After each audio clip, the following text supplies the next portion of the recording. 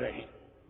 آج کل ایک نئی بات سامنے آنے لگی کہ جی عزاداری کا ایک مقصد ہونا چاہیے، اگر وہ مقصد حاصل نہیں ہو رہا ہے تو اس عزاداری کا فائدہ کیا؟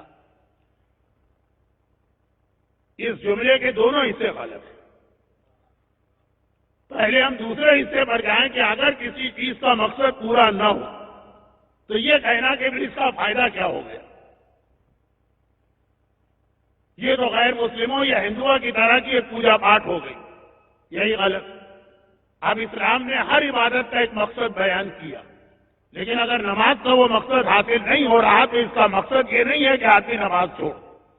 روزہ لعلکم تتقون، تمہیں متقی بنانا، اور کیجئے کہ کوئی آدمی متقی نہیں بن پا رہا تو وہ روزہ رکھنا چھوڑ دے کہ ایسے روزے کا فائدہ کیا؟ پورے اسلام کے تمام واجبات، پورے فروع دین کے اوپر ایک کراس لگانا پڑے گا اگر اس فلسفے کو ہم مان لیں۔ تو پہلی بات تو یہ کہ یہ دوسرا حصہ بھی غلط اور پہلا حصہ بھی غلط کہ عزاداری کا ایک مقصد ہونا چاہیے۔ عزاداری خود ایک بہت بڑا مقصد ہے، اس سے ہمیں دوسرے فائدے حاصل ہوتے ہیں جو ہر عبادت سے حاصل ہوں گے، لیکن یہ کہنا کہ اس کا اپنا اور کوئی مقصد ہے، نہیں۔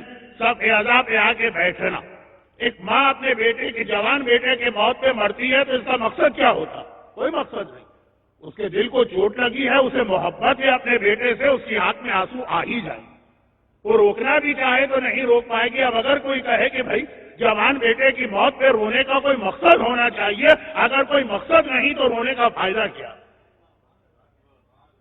اس کے پاس سب کچھ ہے مگر انسان کا دل نہیں ہے، پتھر دل اس کے پاس ہے۔ جس وقت